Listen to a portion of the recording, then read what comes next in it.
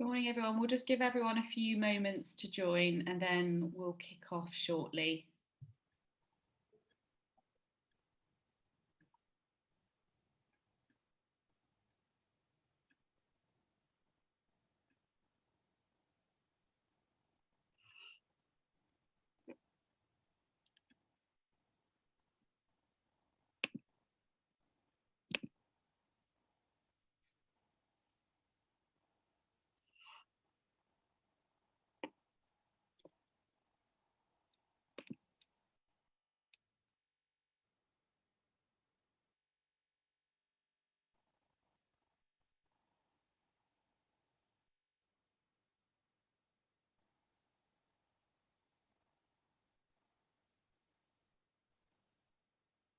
Well, thank you very much for everyone for joining us today. I'll kick off by just introducing the session today and myself and just saying a few words about the Global Business Collaboration, and then I'm going to hand over to Mind, our expert partner today, and Runa, who will be taking us through the sort of content of the webinar, which is about starting out on your workplace mental health journey. The Global Business Collaboration, as I'm the director of the Global Business Collaboration, Rebecca Lynch, and today we are going to be talking about starting out on your workplace mental health journey, and typically my dogs have just started barking. But as many of you will be aware, we are seeing a rising reported number of mental health conditions. And this has only been exacerbated by the pandemic, and particularly with younger generations, Generation Z and Millennials, saying that they feel stressed all or most of the time. And this clearly has an impact on productivity of employees in the workplace, and also reflects, I think, importantly on employers' approaches to supporting employees and the impact on attracting and retaining talent in the workplace. I want to say a few words about the collaboration itself. We're a business-led collaboration, currently driven by the 8 multinationals that you can see at the bottom of the screen here. Our mission is to advocate and accelerate positive change for workplace mental health in the workplace. And to do this, we have our 3 key approaches that we're taking. The first is around building a platform for collaboration, so bringing together business leaders and experts in the space to talk about how we address poor mental health and stigma in the workplace, but also to raise awareness of the importance of why business leaders need to prioritise this important issue. And that is not just because it's the right thing to do, but also because it makes business sense. And through that, to work with leaders and representatives of organisations to share and facilitate the adoption of good practice. And this is through businesses sharing insights and knowledge that they've gained, and also through sharing the evidence base that's available for what works for workplace mental health approaches. And as you may have seen at the end of January, when the collaboration launched, we also launched our leadership pledge. This is a call to leaders to make a public statement on their commitment to workplace mental health. And this is a very high level framework. It's been based on the great work and standards that have been developed by expert partners like Mind and City Mental Health Alliance and others across the world. But we've made sure that this is very high level so that it can be adopted by any organisation, no matter where you are on your journey and no matter what size of organisation or where in the world you are. If you'd like some more information about getting involved and becoming a pledge signatory and joining the collaboration, I will drop in my contact details and the link to the pledge on our website. Please do feel free to contact us for more information or to ask any questions. But I'll now hand over to Runa to take us through the main part of our webinar today, which is about how to start on your workplace mental health journey. Thank you, Runa. Thank you. So I'm just going to share my slides with you. There you go. Just want to say a massive thank you, everybody, for having me here today. We're here to kind of talk about, so starting off thinking about coping with tough times, really, and thinking about mental health in the current state, and I suppose thinking about mental health within your organization too, but starting from step one. So my name is Rina. I work for Mind. I'm the training and consultancy manager. And basically, I've been in the field for about 5 years now, doing numerous things in the mental health space, if you like. And if I'm completely honest, I first came into the field just because, like many of us, oh, this seems like an exciting contract and let's go with the flow with the view to move on. And actually, I was one of those people where I wouldn't take care of myself. And I don't think many people do, like in terms of our mental health, that we keep pushing, keep striving. We just want to get that extra, and constantly minimizing what I was feeling, what I was experiencing. And you know what? It wasn't a surprise that my mental health ended up eroding, and I had a mental breakdown. This was about 5 years ago. But do you know what? The one thing that I learned was that actually it's so important. Like, I've come the other side and it's fantastic. And actually, I'm taking so much better care. But the reality is that we just don't pay attention to our mental health as much as we need to. It's not a luxury. It's not an ad hoc thing. It's really a necessity. So just putting that out there for you all to kind of think about, and also the fact that you're in that space. So moving on, it would be really great if you took the opportunity to kind of think about how you're feeling today. We don't often think about that, do we? We don't often stop and think, where are we at? So it's a little bit of fun. It's an emotional weather forecast. So if you want to put it on chat, then that would be fab, but you don't have to if you don't want to. I feel, despite the weather here being very grey, quite sunny actually, because I love doing this and I'm really looking forward to the weekend, even though it's only Wednesday. So there you go. But it would be really great to see where you're at too. Now, in terms of Mind, I don't know if you know much about our organisation, but we're a national charity for mental health, and we only have one real purpose. Our mission is that we want to make sure that everyone who struggles with their mental health or well-being in any way, shape or form gets the support and respect that they deserve. We want the end game for everyone to be able to say, do you know what? I don't feel okay with this, but that's okay, because I know that I'm going to get the support that I need. That's what we want. And we're hoping through all the pledging, all the work that you're doing with GBC and within your own organizations, the end game is for everyone in that organization to be able to say, do you know what? If I don't feel okay with this, that's okay. I know I will get the support that I need. So that's the journey that we're all on, really. So why is it so hard to talk about mental health? And that's because there is this thing called stigma. And there is a stigma around mental health. People really struggle because people feel, or people might feel that others see them, it's all to do with attitude, that I become unacceptable. If I struggle with my mental health, I become unacceptable. If I struggle with my mental health, you might think I'm unacceptable, so there is that stigma. Now, working for Mind and working for campaigns like Time to Change, which recently retired, there was a lot of research that was done around this, and we sent out thousands of surveys, and of course we had some of these stats come up, so I would really love to share that with you. So 88% of people who responded said that when they shared that they were struggling with their mental health, they felt discriminated against. Let's think about this in real life, right? That's essentially, and this is pretty much a relative, it's not like just a snapshot, it's pretty much relative, that essentially 9 out of 10 out of the thousands of people that responded said that when I shared I was struggling with my mental health, I didn't feel like I got the support I needed. I felt discriminated against. And the fact is yes, it is a very subjective figure. People are sharing their kind of feelings through that stuff, but that's how people felt. 60% said that stigma and discrimination are as damaging, if not more damaging, than the symptoms of their mental health problem. Again, let's unpack that. 6 out of 10 people said it wasn't so much my illness, it was how other people reacted to me that was more damaging. It wasn't so much my illness, it was how other people reacted to me. That takes a lot of food for thought, doesn't it? And then 27% said that stigma had made them want to give up on life. That's essentially 3 out of 10 out of the thousands that said it wasn't so much my illness, it was how other people reacted to me.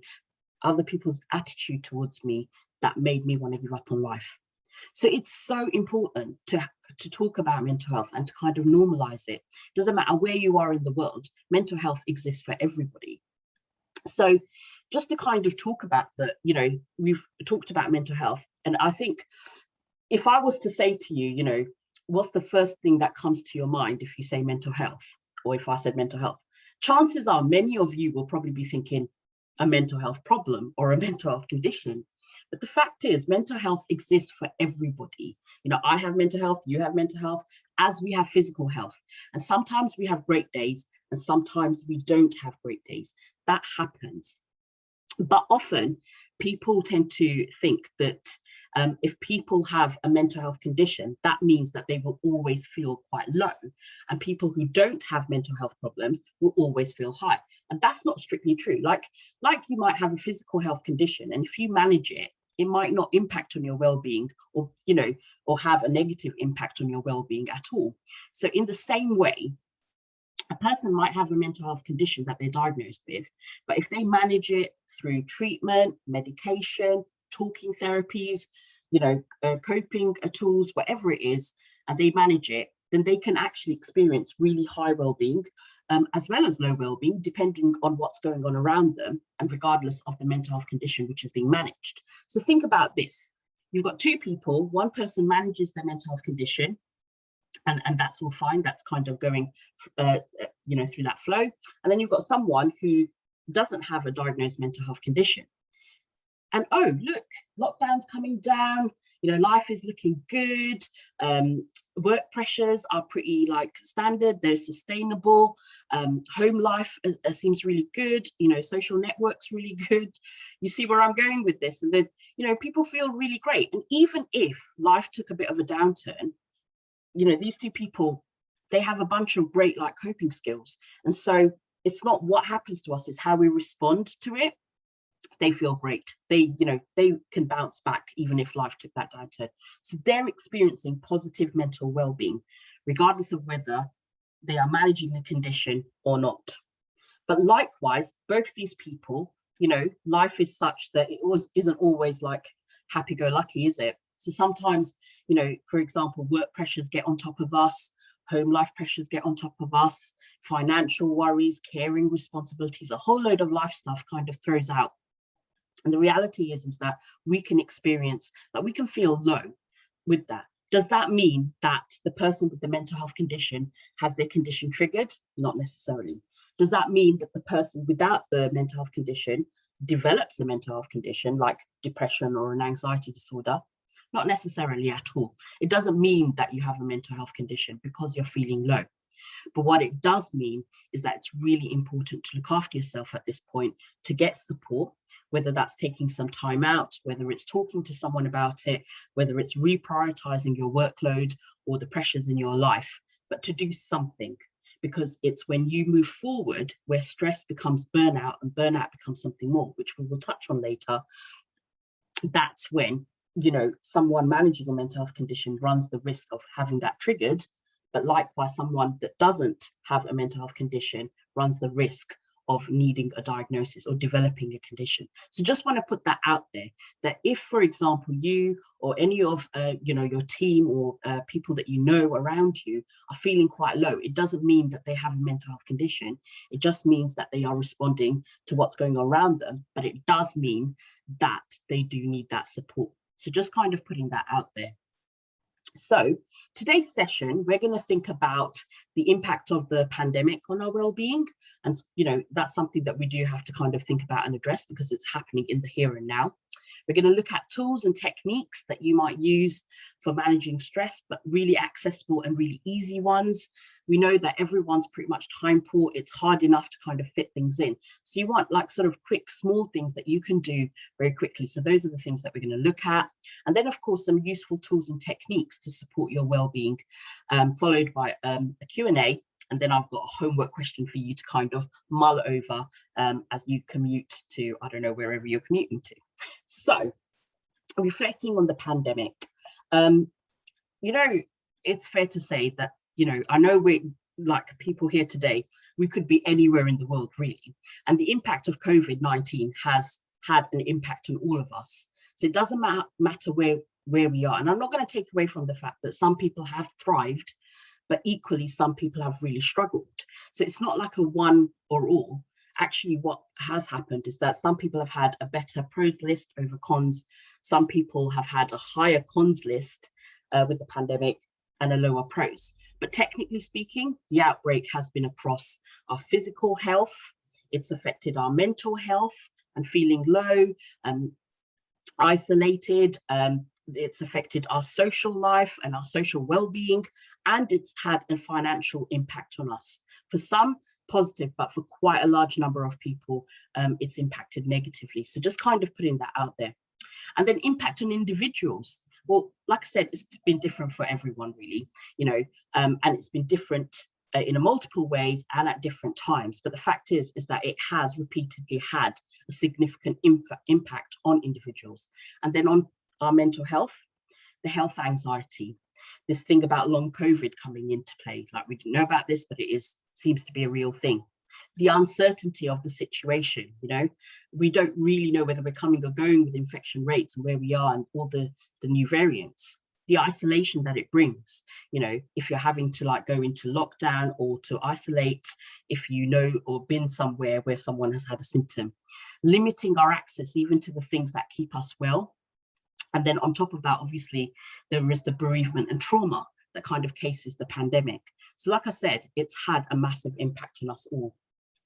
And I suppose, I know that we're in 2021, but the reality is that 2020's legacy still kind of carries on, doesn't it? So that impact on the mental health of young people and children, homeschooling, school results, that all is still happening. It's had that long-term effect because children haven't been able to kind of get the education that they normally would have gotten. So there is that need for that extra investment. And, that's different everywhere.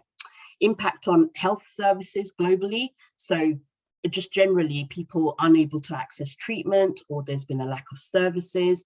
There's a whole thing about vaccinations and access to that. And then, of course, 2020, we saw the murder of George Floyd and the increased prominence of the Black Lives Matter movement. And that was something, the murder of a Black person wasn't unusual, but it was George Floyd's murder that literally flipped a switch for the world. And everyone kind of zoned in on it. And of course, it's positive in the sense that people are talking about it more, but it was one of those things that actually really affected us, as well as the fact that we were also battling with the pandemic. And then, of course, you had the fear, the loneliness, the sadness, the anxiety that are common when people are actually worried. They feel like they can't connect. Social connection is such a big thing. Even if you're introverted and you don't really like going out to socializing per se, you still need that connection from somewhere. You still need to feel like you belong or are a part of a community. And so having that cut off has had its impact.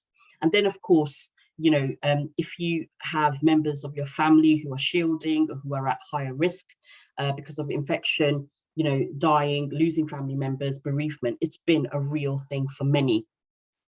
And then, of course, let's face it, we spend a lot of time on our phones, don't we? And there's a lot of doom scrolling.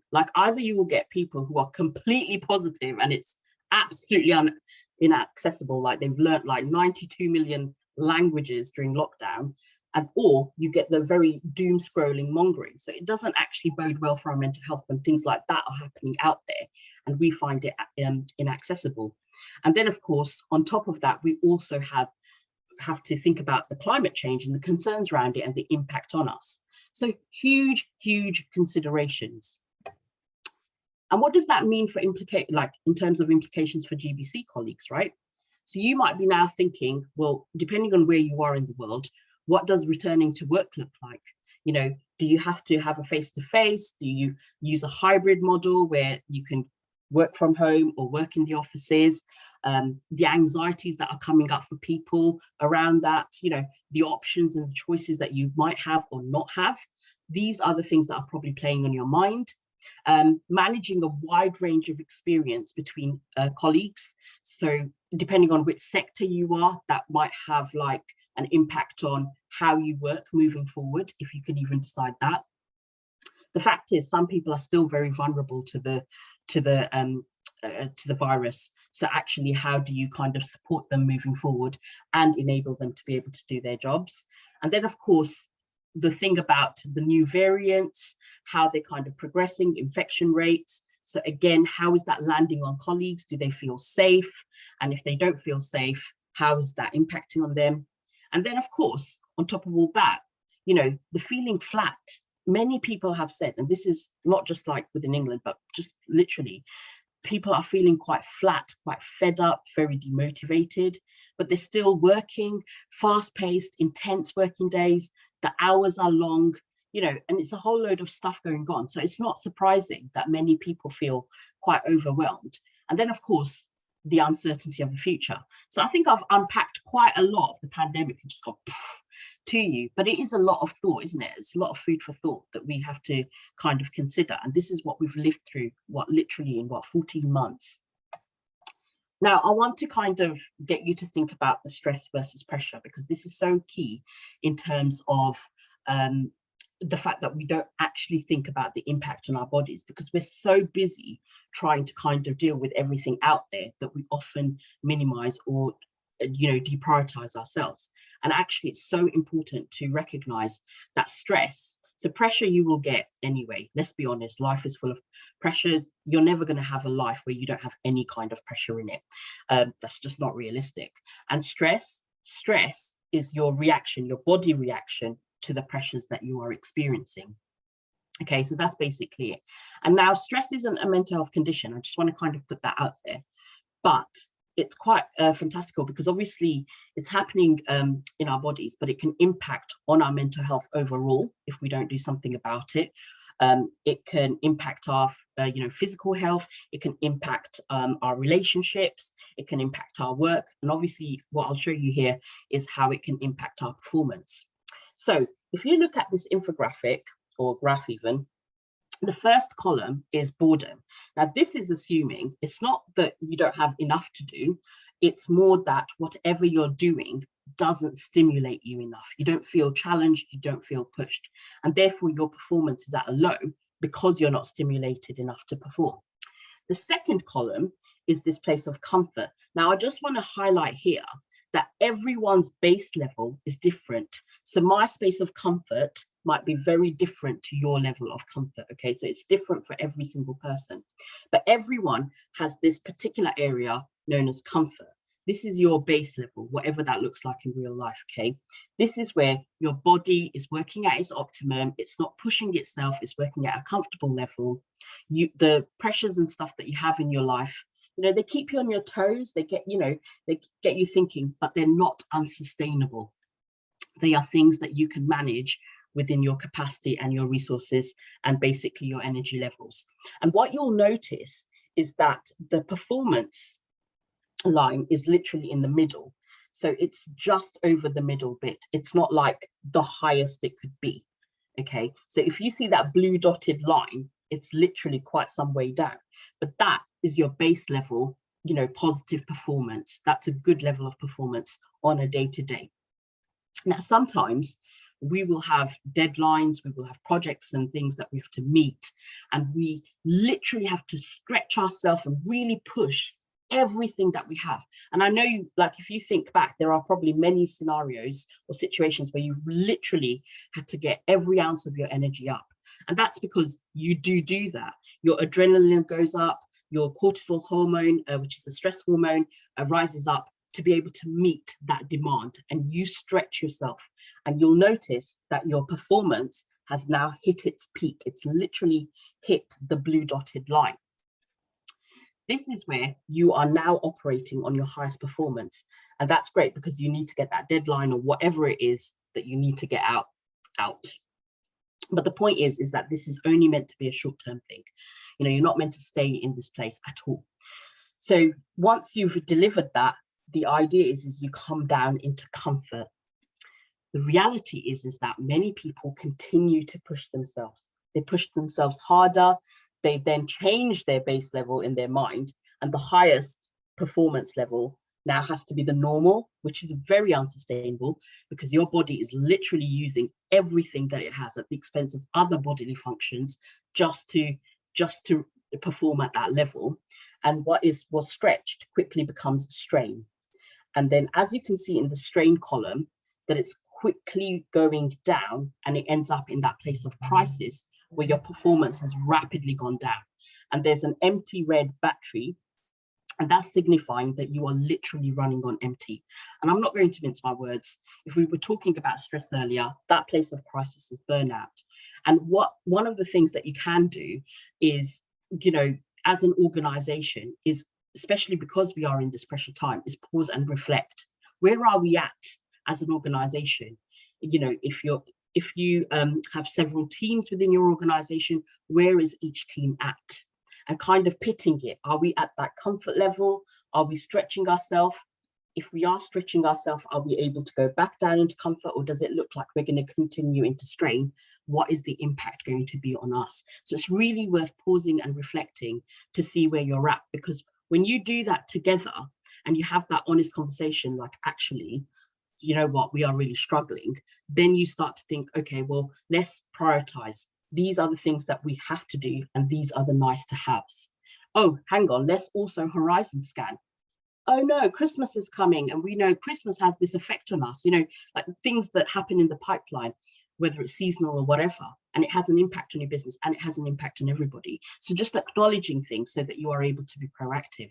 But the only way you really can do that is if you pause and reflect on where you're at as a team or as an organization. So I guess, again, something for you to think about. So moving forward, I want to talk about this stress bucket. Some of you may have come across it as an analogy. If not, welcome to this. And basically, the stress bucket represents us, okay? Now, you'll notice that there's a whole load of stuff going into the bucket.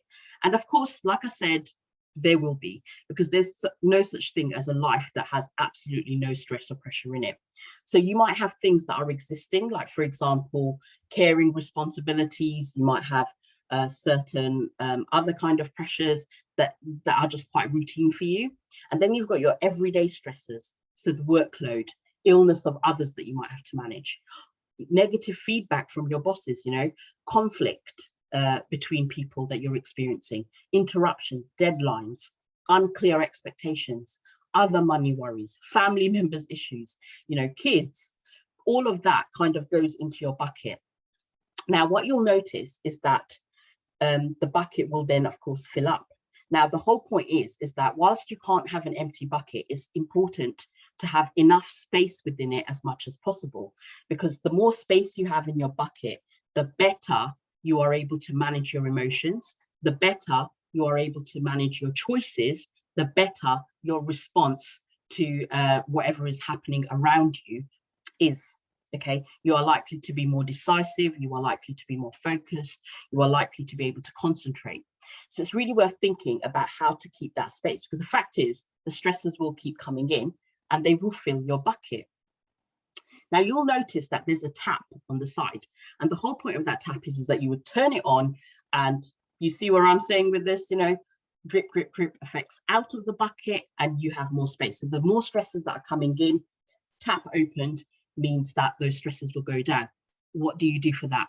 Well, basically, that tap represents all the tools that you might use to relieve pressure.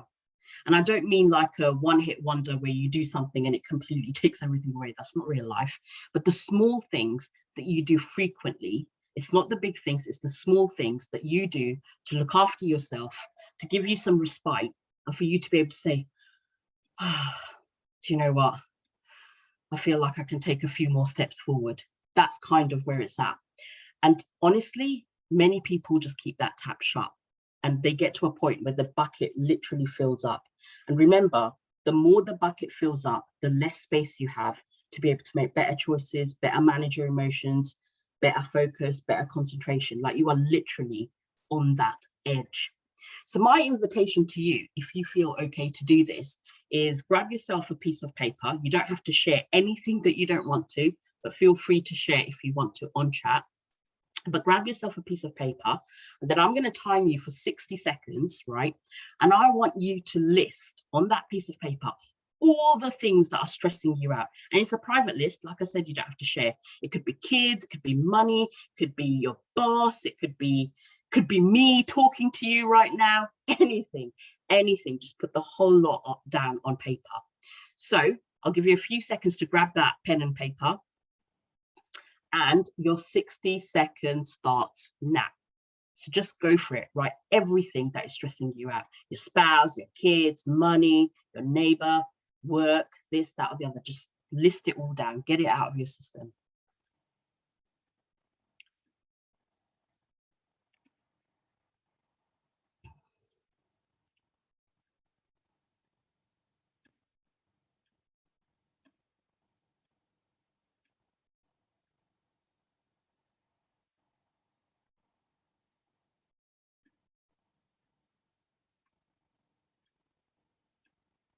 Just keep writing.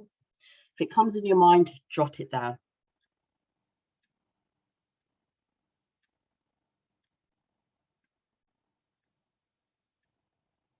We've just got a few more moments.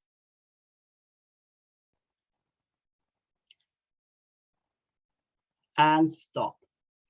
Many of you might find that you can actually carry on, but obviously for the purposes of this, let's just stop and just have a look over that list and just notice how you feel about it. What does it feel like to just see it on paper, out of your head and on paper?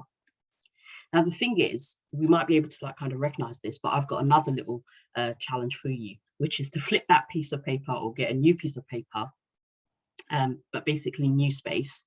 And then this time, I want you to write down all the things that you might do that keep you well, that keep you human, if you like.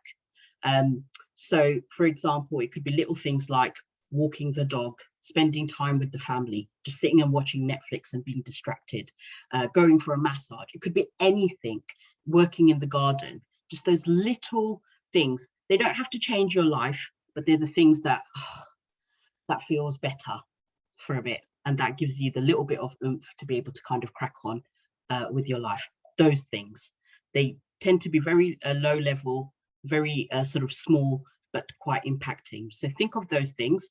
And again, I will give you 60 seconds from now. Anything that keeps you well, maybe makes you laugh, maybe makes you smile, but ultimately it just helps you to breathe, like just gives you some breathing space or relieves some much needed pressure. It might be a physical sport. It could be reading cookery books. Could be anything. Again, you don't have to share this. And also notice if this list is harder to write than the stress list.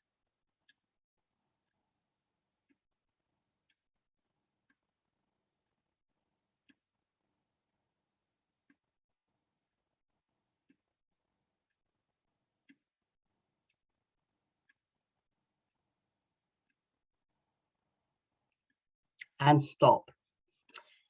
What was it like writing that list for you? Was it harder? Was it harder to kind of put things down? Did you struggle to find it? And if not, and if you were able to put a few items down, hand on heart, have you been practicing that? Or have you been minimizing it or deprioritizing it because something else needs your attention? And this is why it's so important. I can't stress that enough, that I know we're all here and we're thinking about it from that organization level, thinking about pledging and making a difference and creating that mentally healthy workspace. The reality is that it starts from us, because an organization is nothing if not the sum of its parts. It's every single one of us. So the question for you is, how much of you are you looking after yourself? And how can you do that more? Because it's that learning that will help you to kind of build it into your organization as first steps, and kind of really think about your strategy in that human way, if you like. But if I invite you to, because these slides are going to be available to people, as well as the video recording of it, I invite you to kind of do that in your own time and really think about it, and also maybe encourage people that you work with to kind of do their own, just to kind of see where they're at. But like I said, looking after your mental health and your stress levels and your physical health, it's not a luxury. It's one of those things that you have to do, because without that, what do you have really? So moving on from that, and hopefully you will find that useful moving on, let's think about tools for managing stress. So if the bucket was to identify where you're at, and giving you that chance to kind of map yourself on the graph that I showed you earlier, here are some tools to help you with the stress level. And again, they're not really big things. Now, you might have heard of mindfulness, and I know that some people have certain feelings about mindfulness. Some people see it as really positive, some people don't. The reality is that often people think like they have this image in their mind, like, oh, it's going to be a guru, and we're going to sit there and do yoga and stuff, and not necessarily that at all. Basically, it is just you know, sort of channeling your focus and just taking some time out to focus on this one thing. So I've got 2 techniques for you, and I've based it, and there are a whole load of tools out there. You can just Google them, to be fair, but these 2 are my favorite that I love sharing, and I find that people find it really useful. So this one is when I'm really stressed, but the whole world around me is quite chaotic. Like, it's too overwhelming. Things happening here, and I'm like, you know, when you get that moment, like, I just want to hide somewhere, you know. Well, actually, you can do that in real time, and it only takes 90 seconds. So I'm going to ask you to do this with me. You absolutely don't have to if you don't want to, but for those of you who do feel okay, I invite you to sit back in your chair or sit back wherever you're sitting and let that space hold you, okay? And I'm just going to talk you through. It's just breathing and a very quick body scan, okay? So just sit back and then just gently take your attention to your breathing. And just notice how you breathe in and notice how you breathe out. How far does your breath go into your diaphragm or your belly?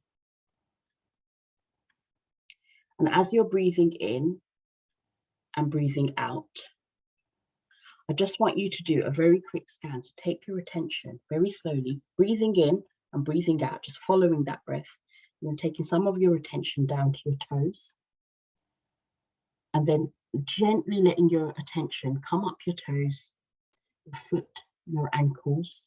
And as it does, just to kind of feel like if there is stress in your body, or you can imagine that stress, just gently coming up so that you can breathe it out, okay?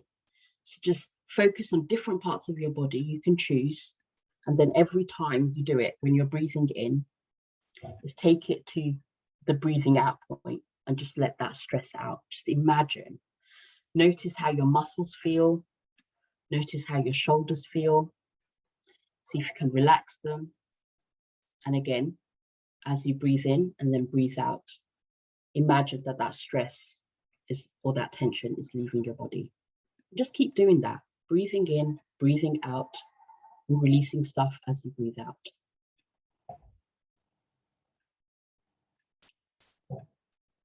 We're just going to stay like this for a few moments.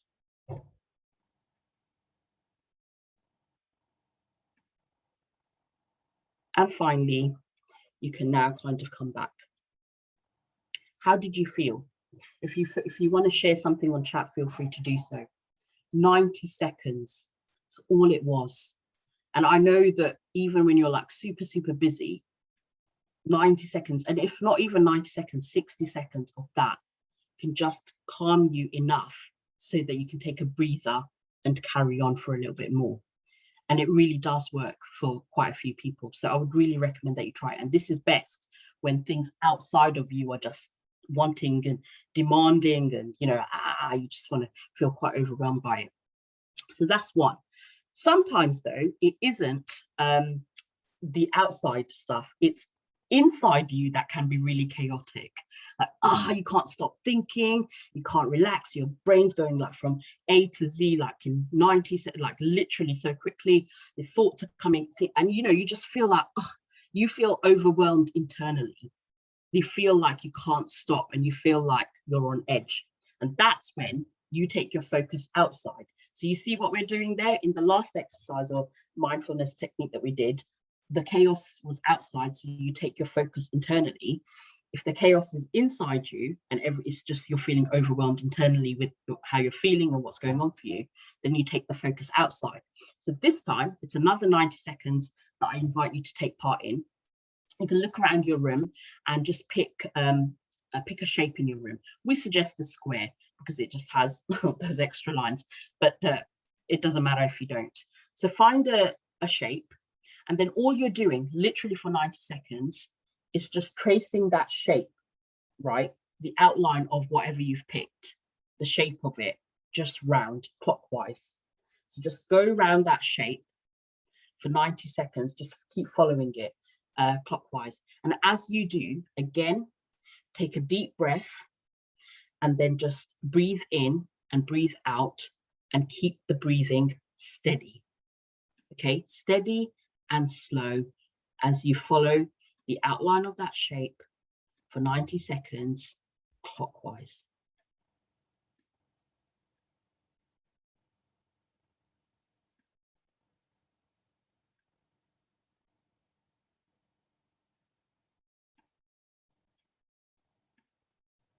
And it doesn't matter if you break from the shape, just carry on. Keep following around, and it's only meant to be comforting, it's not meant to be hard. And just breathe in and breathe out.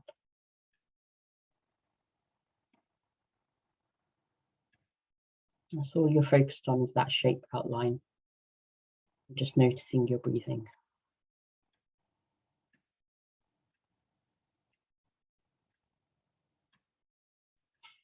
And you can come back.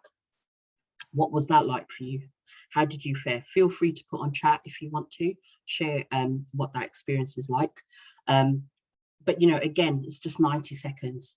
And if you're feeling like you can't relax and everything's like just not, you know, it's very chaotic inside of you and very overwhelming and you're feeling super stressed, then this, again, it doesn't change your entire life, but it gives you that breathing space, like, okay, I can carry on for a little bit more. That's basically what these tools are doing for you. And it's emptying your bucket a little bit, so to speak. So I really encourage you to do them and try to put them in your practice. And even encourage like people around you, people that you work with, to do that. So thank you for joining me in those things, but we're gonna move on to thinking about the worry tree, because let's face it, we all worry, but actually worries are not always productive, like they don't always sort the situation for us. So basically, when you have your worry, it's really worth thinking about strategically. And this is not mic drop information that I'm giving you. It's more to do with remembering that this is what we need to do. So if you're worried about something, ask yourself, can I do anything about it? Because if the answer is yes, make a plan, the sooner the better. Now, sometimes you can do something about it, but you can't do anything about it right now. And if you can't, then you actively work to let it go. And sometimes like using either of those mindfulness techniques that I've just shown you actually works to just let it go for that moment. If you can't do anything about it now or later, then try to let it go. And sometimes that's not easy. Sometimes you might have to talk to someone and get it out of your system, maybe rant it over or just debate it over, whatever it is that you need to do, just so that you can let it go. And then focus on changing change focus of attention. Try to think of something else, try to distract yourself if need be. But otherwise, consider the fact that some worries just don't actually help us in any way, especially if we can't do anything about it. Now, moving on to healthy habits. Again, we're often told that it's the big things that make a big difference, but actually, it's the little things that we put in, and make habitual, that actually make the biggest changes. And that's true for you as a person, as an individual, and that's true for you as an organization. Okay, building those healthy habits in. So if you do it at a personal level for you, then you create like that mentally healthy space for yourself, if you like. If you do it for your organization and building those healthy habits in, and people kind of get used to it and start doing it, then you are walking towards creating that mentally healthy workspace. So in order to create a new or a good habit, there is a bit of a framework. And the framework is this. First of all, you need to make it obvious. If it's not obvious, that's not going to work. You have to make it attractive, because whether it's you or your organization trying to adopt this healthy habit, if it's not attractive, it's not going to work. Like for me, the idea of yoga is like my idea of health. That is not going to work for me. It's not attractive. But for someone else, it might be the most attractive thing, you know? Make it easy. The easier it is, the easier it is to do. Our brains are fantastical things, but they run on energy, and it's always looking to make things autopilot. This is why habits really work, because if it uses less energy and less effort, then it's more likely to autopilot that that habit, if you like, or that activity. If on the other hand, it takes a lot of brain power, like you have to really think about it, then chances are it's nothing to do with willpower or motivation. Chances are it's just going to be abandoned. And make it satisfying, make it meaningful for you. So let's kind of look at this in practice. So techniques for creating habits. So the first part of it was making it obvious, wasn't it? So if you think about it in terms of implementing with actual intention, and it's really specific. So you might say to yourself, I will do something at a specific time at a specific location. So for example, I will try one of these mindfulness techniques, or I will just breathe or for about 5 minutes every evening at 9 p.m. in bed. Or it might be every time I have a coffee, I'm not going to just sit there, leave it on my desk and it goes cold. I will spend a minute to appreciate that cup of coffee and just really focus on that. That's it. Habit stacking is another way to make it obvious. So obviously we have our rituals, don't we? Like in our personal lives, you will have things that you always do, like, I don't know, brushing your teeth, having that coffee, maybe watching a program at a particular time. Within the organization, you might have habits like team meetings, team briefings, newsletters and things like that. And basically, if you use the current habit, tack on a new habit on top, because you're going to do the current habit anyway, and that just makes it so much easier. So in that instance, you know, after I get dressed in the morning, I will meditate for 5 minutes. Or after, during our team meeting, we will start it off with checking in with one another. How are we all doing? Let's do a temperature check. So yeah, today I feel 2 out of 10, today I feel 8 out of 10. What does that feel like? And people kind of band it together. So these are things that you can do. They're not big, they're not expensive, but they are things that you can definitely like automate into like your daily activities and make it routine. The other part of the framework was making it attractive. So temptation bundling is really key. So for example, you might have a habit and then basically, so you have a particular habit that you already do, but what you're going to do is, in order to be able to do it, because the habit that you've got doing is something that's really attractive to you, so you sort of earn it. So you might do something to get that habit. So say for example, I don't know how you might feel about this, but I'm going to go for a run. But in order to, I'm going to have this piece of cake. But in order to have this piece of cake, do you know what? I will spend an hour in the gym. And so then I will feel like I've earned it. Do you see what I mean? So stacking it with something attractive, and that way you are more likely to feel like you earn it. You know, oh, every time I watch this program, which I want to watch, it's a box set, I'm going to go on an exercise bike and watch it, and then do the exercise bike thing. So make it tempting. Moving on from that, making it easy. So like I said, the law of least effort. If you reduce the number of steps between you and your good habit that you want to adopt, then it's more likely to kind of sustain. So for example, if you're thinking about going to the gym, we know that people are great for the first 2-3 weeks, and then after that, they don't ever go again. So reducing those steps. So for example, if the gym is on your route home, say from somewhere, that's more likely to work than if it's in the opposite direction. If it's closer and you can get there by bus or by car quite quickly, or walk there, that's probably likely to happen rather than you spending an hour to travel to it.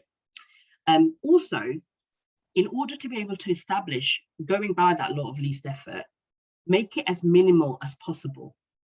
So we suggest the 2-minute rule. So you have to establish that habit before you can actually improve it. There's like a lot of people tend to start, they feel like they have to be perfect from the get-go, and it's absolutely not about perfection. It's about repetition.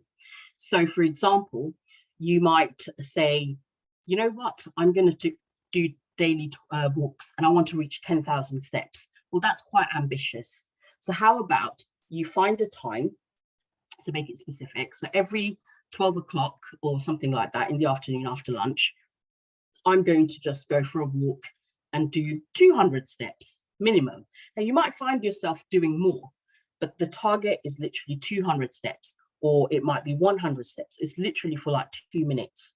And then that way you're more likely to do it, because if you're only putting that pressure on, 2-minute pressure, then actually it's quite easy to do. And you don't feel guilty if you have to come back after the 2 minutes, but chances are you might go on. So it's really worth thinking about in that way. And then of course, we love a reward, don't we? So if you make it rewarding in any way, if you feel like you've achieved, then that is likely to be repeated. So really think about these kind of like habits. What do you want to kind of build in for yourself, for your organizations, and think about this framework. So one of the tools that we feel will really help you in terms of creating that mentally healthy space for you to become aware of your mental health and well-being, but also within your organizations, is wellness action plans. Now, this is a free tool that comes with a whole load of guidance that you can download from the Mind website, or you can just put in wellness action plans in Google and it will come up for you. But like I said, it's completely free to download. There's guide for line managers, there's information and guidance for people completing it, and there's a work from home version, and there's a general version. And you can even adapt it a little bit to suit your industry or your organization needs. And basically, it's a tool that we suggest you use in your one-to-ones with staff members. But the reality is that actually anyone can do it. And I know for me, this has been a lifesaver in terms of managing my mental health. And basically, it's just a number of questions that gets you to think about what keeps me well at work. What does that look like? What are the early warning signs if I'm struggling with my mental health or well-being, or if I'm really stressed? And does that have an impact on my performance? What does that look like? So really exploring that theme, really getting me to think about what does that look like? What are the triggers that tells me I need support? Steps that you or your line manager can take when you're experiencing poor mental health. Now, I know I'm mentioning line manager here, but just basically it could be anyone. It could be a colleague, it could be someone that you work with, like a partner, but just someone looking out for you, knowing what that impact might be, what that might look like. And so that, because the thing is, when you're struggling with your mental health, sometimes it's harder for you to see, and it takes someone outside to notice that. So if you were to put that down in your wellness action plan, then they've got some reference point to be able to say, actually, I've noticed that you don't seem like your usual self, and you're doing this, and you've put on your wellness action plan that this is what it means. Are you okay? And then, of course, it's also stuff written down for you that you consider doing for yourself to support yourself when you're experiencing poor mental health. So a really good tailored like action plan, and it's tailored because it's very much about you. So really suggest that and really recommend that you do it. Now, in terms of how to cope as a team, because obviously we're here like also from that organizational point, the things that you do need to consider is obviously well-being needs to be a priority, and it can't be something that gets deprioritized every time something new comes on. So really getting to know members of your team, individual circumstances really helps, and it helps with the bonding with one another, especially because a lot of the work that we do now is on that virtual platform. Clarity, if you have policies and processes, keep them simple so that they're accessible. Community, so regular updates, having that transparency, that social connection, not always talking about work, but even talking about just life, because the fact is you can't really separate work from life these days, or ever actually, I believe. And then of course, being reflective. So remember I was talking about the pause and reflect. So take stock. What should we start doing? because we haven't been doing it and it's had this impact? What should we stop doing because it's not working anymore? What should we continue doing because actually it's working? So reviewing, pausing and reflecting is really, really key. And spotting the signs as well. You know, if your colleague, and this is why it's so important when you get to know each other, when your colleague seems very different, like their behavior changes, whether you notice that face to face or virtually, like they might consistently have their cameras off, or their tone of voice might change, or they just appear quite standoffish. You know, if they seem very different to how they usually are, then check in with them. Hey, how you doing? You don't seem like your usual self. Are you okay? If people are losing concentration, or they are struggling to focus, or maybe they're even avoiding some tasks that they never used to, hey, just notice you don't seem yourself, usual self. Are you okay? If they appear tired, withdrawn and unengaged, maybe they're struggling to sleep. And that can happen, like if you have a new baby, let's face it, you never sleep. So things like that, you know, stresses and things can keep you from sleeping, and actually that has an impact. So just check in. If they appear to be irritated and that's not normally who they are, or they're getting into conflict quite easily, then worth checking in. Is everything okay? If, for example, they're not engaging with others as they might normally do, like suddenly they're not as social, or if they're struggling to make decisions, check in. Are you okay? That's it. Nothing big, just checking in. And so how can you start those supportive conversations? You don't have to be an expert, but what you do need to think about is just putting that person in the center. So the questions we suggest you ask are open, they're non-judgmental, they're not assuming in anything. They're just literally like, I just want to know, are you okay? Like, what's happening for you? How are you doing at the moment? You seem a bit down or upset or frustrated. Is everything okay? Is there anything that I can do? What would you like to happen? Have you spoken to anyone for help? You're focused on the person and you genuinely want to help them, and that's coming across. However, compare it with the other list that we suggest you don't say. Hey, you're clearly struggling. What's going on? Or why can't you just get your act together? What do you expect me to do about it? Like, even just using those words feels quite judgy, doesn't it? And people are more likely to kind of shut down. So really focus. You're empathizing. You're just trying to understand that person's experience. You don't have to know the right words. You don't have to be an expert. You just have to sit there and listen.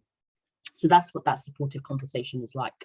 And if you are managing people, then there are some top tips that we suggest. So for example, it's really important that you lead by example. You have to role model it. Like if, for example, your team don't see you as a human being and like life is great for you or whatever, they're unlikely to come and talk to you about it because they might feel that you don't understand. But the powerful leader, the powerful line manager, if you like, is the person who's able to say, do you know what? I'm really stressed at the moment and this is how it's landing on me. How are you folks doing? You know, how are you feeling? And then there's that shared connection and people are more likely to kind of open up. And then if you're looking after yourself, it's almost like giving your team the permission to also do that within the workspace. Encourage the use of wellness action plans because, like I said, they're a great tool. Check in with your colleagues regularly. I mentioned the temperature check. You can even use the emotional weather forecast for a bit of fun, but do check in regularly, especially if you're working virtually. The stop, start and continue. So review your ways of working because that way you are able to prioritize and deprioritize things that you have to do as opposed to the nice to have, and manage those pressures. Thinking back to that graph that I mentioned earlier, that stretch is fine, but that is not someone's base level. When someone has reached their stretch, they have to be able to go back into that comfort. So are you in spaces collectively as a team or as an organization where you are going beyond stretch because of what's happening? And actually, rather than letting it go, let's pause and reflect. Where are we at? Where are we headed? Encourage that work-life balance. We find that when people come together, is a bit of a laugh. You kind of come up with your own checklist, and I'll suggest one to you in a bit, but just encourage that. What does that look like? Be honest about yours. One of the things that we've really appreciated in Mind is that from the start of the lockdown, people were really struggling at home because they were working longer hours. Like even taking a coffee break felt like so wrong, like we were like not working and skiving or whatever. And so our line managers, our heads, they basically did like a 30-second video that they recorded on their phone. Like, this is what I do to kind of for my well-being and my work-life balance. So someone had popping out for a coffee for a bit, or like just going for a walk or whatever, because they can't walk out for a coffee, but basically just going to a park. You know, someone else had just taking a half an hour break and watching a bit of Netflix. Someone else had, oh, just have a shower halfway through or whatever, just to kind of wake me up a bit. You know, really, really random things. So actually that gave us the permission that, do you know what, if they're doing it and they're our bosses, then actually maybe we can too. Thinking about support tools. So you might have some in or invested in some within your organization. I know that's something that small businesses might struggle with, but there's a whole load of stuff outside, like, for example, the Wellness Action Plan, which is free to download. So have a look at that and see if you can kind of promote that. And then, of course, create moments where people are able to kind of connect with one another, and you can also connect with them. So it's not just about you looking out for them, they also look out for you. And then finally, taking care of yourself, because like I said, if you are able to do that, you proactively role model that for your people, and ultimately it's what's building that creating that mentally healthy workspace within your organization. But what it also does is it breaks down that stigma that I was talking to you earlier, because you're normalizing looking after yourself. You're normalizing what looking after your mental health could look like, and you are role modeling that. So like I said, the organization is nothing but the sum of its parts, or the sum of its people. So you start with you first. So taking care of yourself. Again, these are not mic droppy things, but these are just reminders that they seem like ineffective or not even like worth what, but actually these are the small things that make a really big difference. So things like natural light.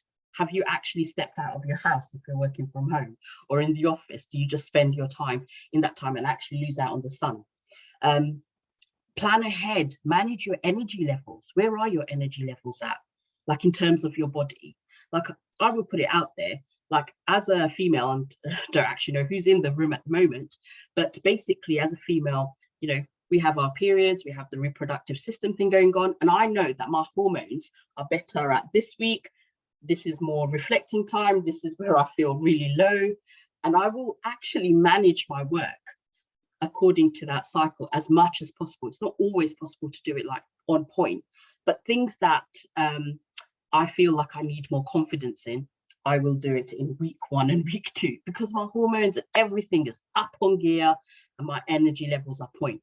And anything that I need to focus on or reflect on, or, you know, just sort of like, I don't know, get a sense of, I tend to leave until week 3 and 4, because I'm more, for want of a better word, sedated in terms of my energy levels. So really think about, what is your like cycle or time cycle like? What's your body cycle like? Think about the basics. So sleep, diet, exercise, we all know, but we're not talking about, you know, higher intensity kind of exercise. Just going for a walk, moving about, you know, it releases those endorphins. It doesn't take a lot for that to be released, but often we forget.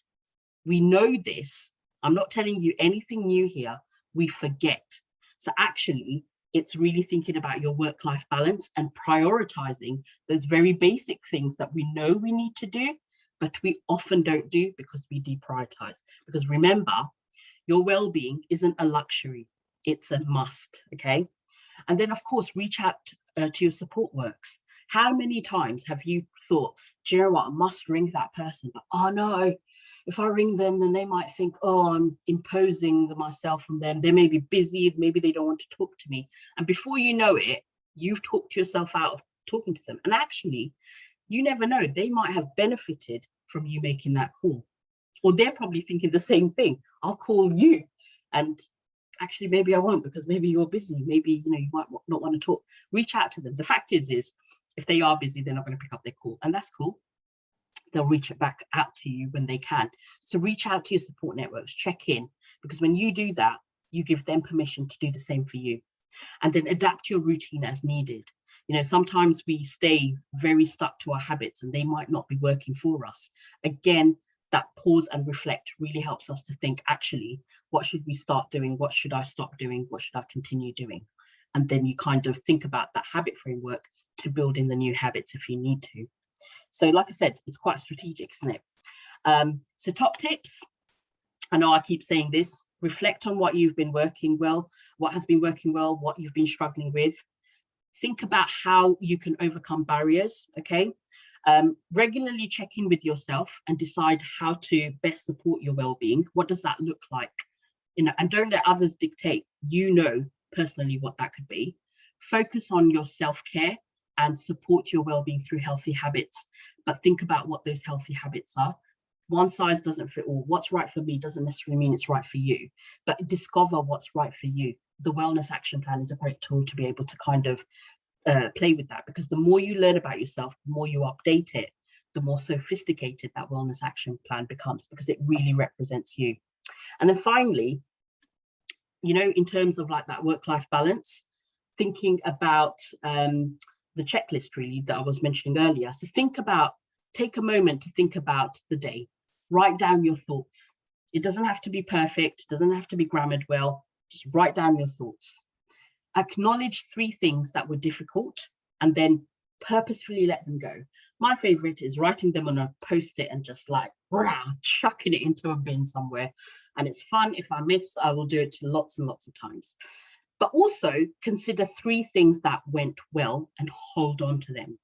Now, this is kind of a nod to the gratitude list that I'm sure that many of you might have heard of, that people kind of talk about. And it's not so much about the content. The reason why things like, you know, writing down things that went well or gratitude lists work is because you're retraining your brain. For survival, our brain is constantly looking for the negative because it wants to protect you from stuff, you know, but we're not in that space where we're in the jungle and, you know, a saber-toothed tiger can kind of come out at us. It's more about retraining our brain now so that it works better for us, because that's what we need. So when you're looking out for positive things all the time, your brain is now being retrained to not just look for negative stuff, to constantly look for the positive things. And there is actual science behind it. Like within like a few weeks, your outlook changes because your brain is now so busy trying to just look for the positives. And if you're looking for the positives, you're likely to find them, because the positives and negatives always exist, like there, whether you see them or not. And what you'll notice is that you then feel positive, and that is likely to have a more positive effect as you go on. So it's quite cyclical. So test it out, see if it works for you or not, because if it works, that's fabulous. In terms of like your working day, maybe think about tangible actions that signal that this is the end of your shift or the end of your working day, especially if you are working from home, so that it doesn't bleed into each other. So it might be, right, I'm going to put my laptop down, that's it. Or I'm going to clear this table up, that's it. And then after that, it's attention to home. It might be, I'm going to go for my walk, and that is a commute. Could be anything, could be big, it could be small, it's up to you. But it should be habitual and it should be specific. And then switch your attention to home, and that's where you are. And then in that list, consider in that day, because it changes from day to day, how will you rest and recharge? Some days you might not need much. Some days you might just need the whole evening to rest. So really kind of do it on a day to day. And so that brings me to the end. So any questions or answers, folks?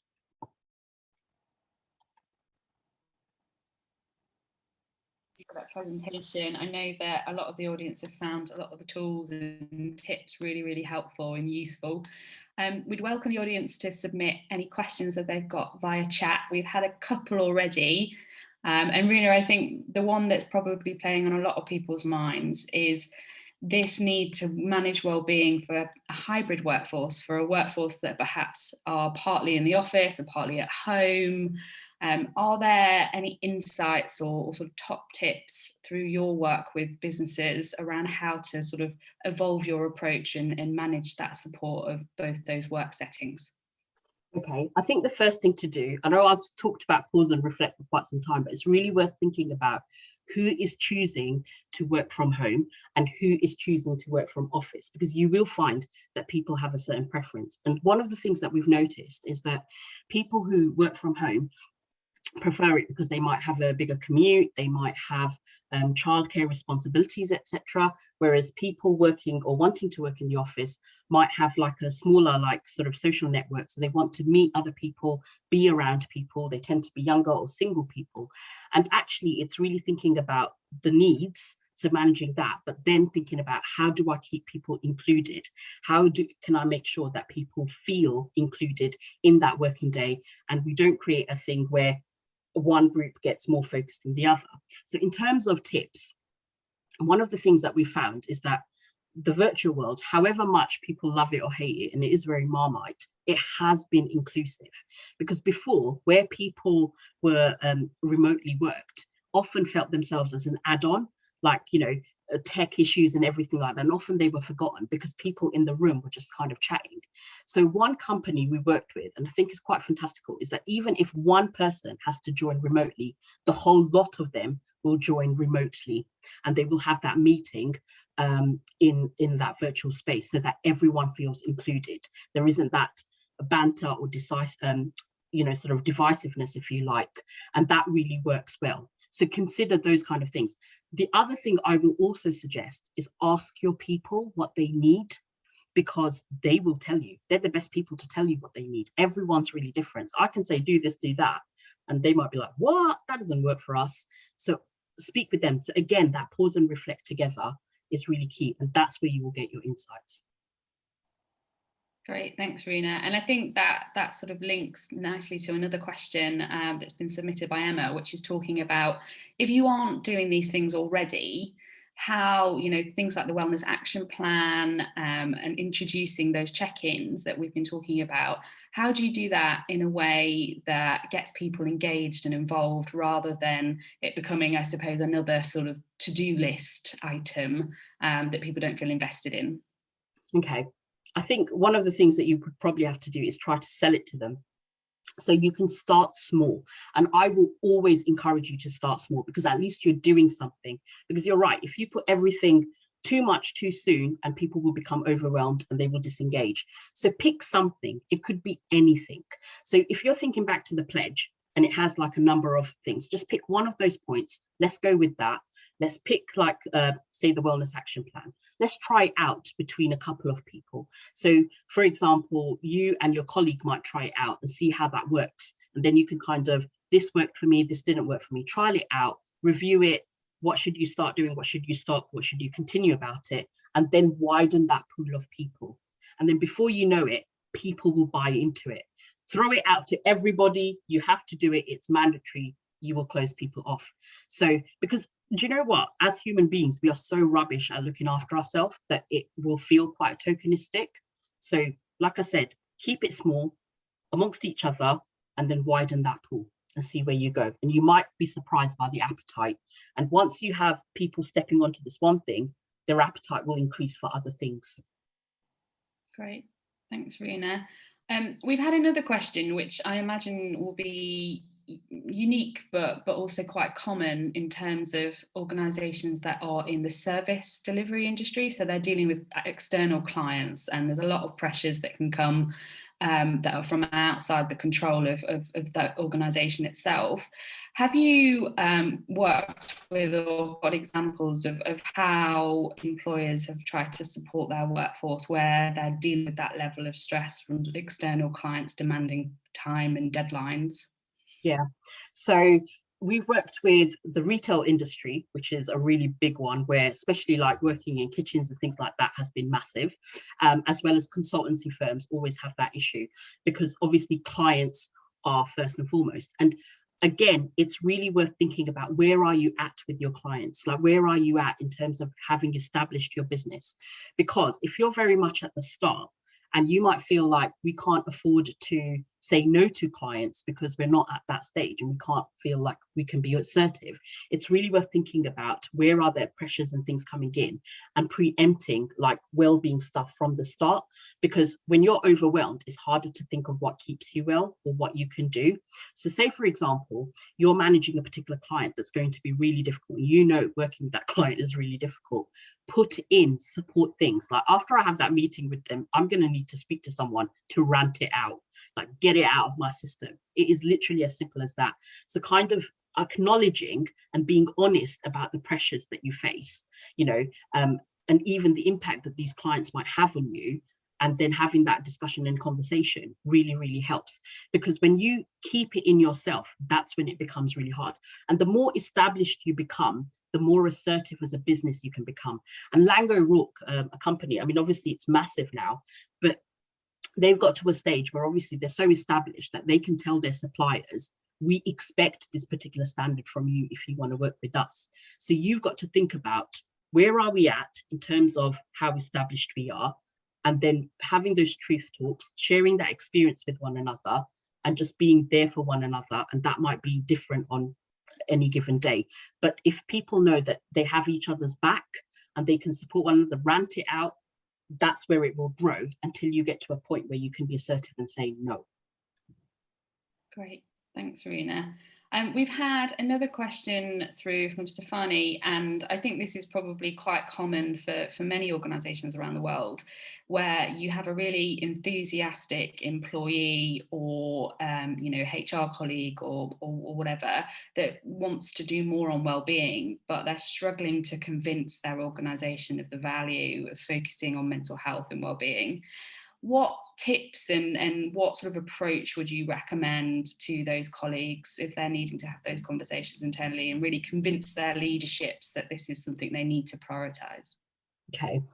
Honestly, the first tip is think about your expectations and manage it, because you have been convinced, you know that it works, you know that investing in this will work, but others might not be at that same level as you. So trying to push what you can see might be really, really hard, and they are unlikely to buy it. So my invitation to you is put aside what it is that you want to achieve and think about it from their perspective. What are the barriers? Why would they not be open to it? Would they prefer to hear a business case because maybe they're not, I don't know, human-minded, for want of a better description, and then maybe put those stats together. You know, think about what they might want. Sometimes people worry because if they open up a can of worms, what if they can't deal with it? And what could they do in that situation? So when you put yourself in that other person's shoe and thinking about what the barriers might be, you're more likely to come up with a convincing argument because you have taken your audience's needs into account. And it's not about what you want to achieve or push, it's about getting them to see something and then working from their level and then working it way up to where you want it to be. I don't know if that makes sense or not, but Maslow's hierarchy is the best theory to kind of think about, because you might be at that point of like esteem, like, you know. So for those of you who don't know Maslow's hierarchy of needs, it's a fantastical theory by a dude in the 60s. He said you have to reach 5 stages to you get to enlightenment, and that is have your basic needs met. That is, you have to feel safe, you have to feel like you belong, you have to feel respected, and then you are enlightened. And it works for organizations and it works for people reacting within organizations. So first of all, chances are the basics actually there? Because if you're telling them to put in a well-being policy, but they haven't even acknowledged things like the fact that people might need reasonable adjustments to be able to do their job and work differently to everyone else, then you're not going to be able to convince them. So where are you at? Is it even safe to talk about mental health? What is the stigma like? Are you in the kind of industry where people are like, what's mental health? That doesn't even exist. To try and convince them to do well-being stuff might be really hard. So acknowledging that and then maybe pitching it so low where you're giving like very passive information for them to read might be where you need to kind of pitch it. Does that make sense? So consider where your organization is at. Consider the barriers for your audience. Pitch your argument or pitch your information accordingly. Manage your own expectations. Lovely, thank you, Rena. That was really helpful. We have a few more minutes. If anyone else has any other questions, please do feel free to add them to the chat, and we'll get Runa to take a look at them. The other question that came a little earlier on in the conversation was from Sarah Whelan, and I think this was more around communicating that you are a committed business or organisation to mental health and well-being. Is there any advice, particularly thinking about as you go through the recruitment process, how you can really communicate that in an effective way, or any sort of tips that you've seen done well in other organisations? Okay, I think this one's really hard because you can put that information out there, and the worry is that it could be seen as quite tokenistic, because a lot of people, no one's going to say we don't believe in this, we don't care about your health. So they are going to put positive information, but who is being genuine and who's not? And it's the actions. So when you're thinking about your recruitment process, think of it again, it's the audience that you want to attract. You want to attract talent. You don't want someone who just basically will take anything. You want them to be able to feel invested in your organization. So think about the recruitment process. Okay, so how are you putting the adverts down? What information do they have access to? Do you have like actual contacts that people can, kind of chase up to talk to? I know that a lot of people don't like putting salary, but putting things like that really helps someone decide actually if this is the level that they want to.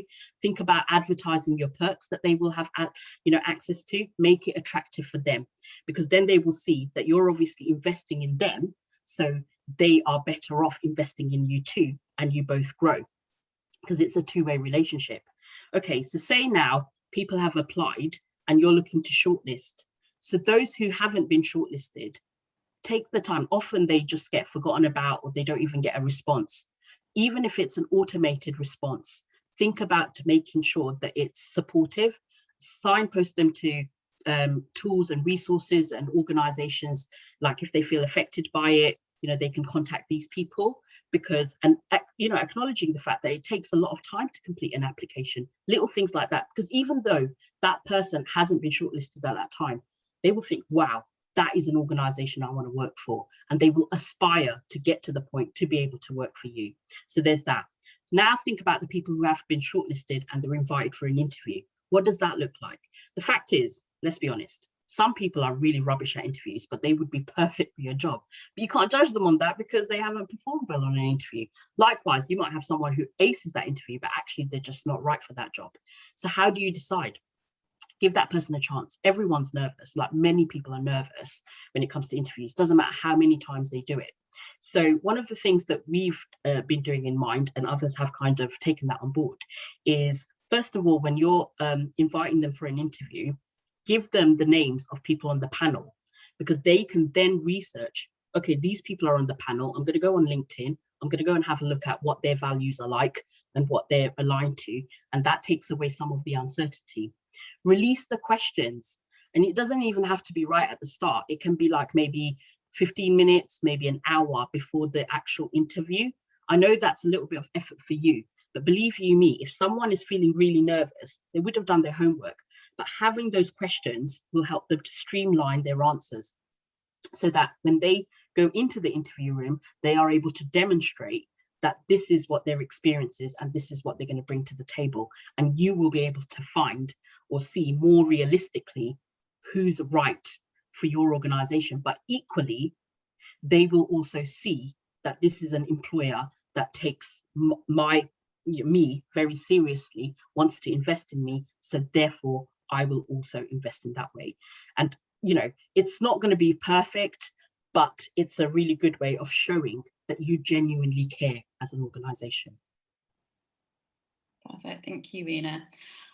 We haven't got any more questions, but I just wanted to finish off, just obviously going back to the topic of our webinar, which is starting out on your workplace mental health journey, and thinking, Runa, about what your sort of two or three top takeaways are from today's sessions, thinking about if you are starting out on your journey, where would you recommend people start? And we talked a lot about time constraints and, money constraints and things that might be, barriers to getting on with this journey. But what are those 2 or 3 easy things that you think are really worthwhile focusing efforts on? Okay, so one of the things I will tell you not to do is first of all, don't just Google what to do, because that is the worst. There is so much content out there. I've been a practitioner for 5 years in this, and it's still like, it's like that for me. So if you're a newbie in this field, it will literally overwhelm you. Don't do that. What I would encourage you to do is actually just stop for a bit. What is going on in our organization? Where is the priority need? Where are people most affected? You don't have to do anything. You just need to get a sense. Maybe you need to talk to people, but paint a picture of what's going on inside your organization, because that will then tell you what you need to kind of prioritize. Remember, it's not about starting at the beginning, because where is beginning? It's about starting somewhere. So start at the place where you most need to kind of hit, and then work from there if you can.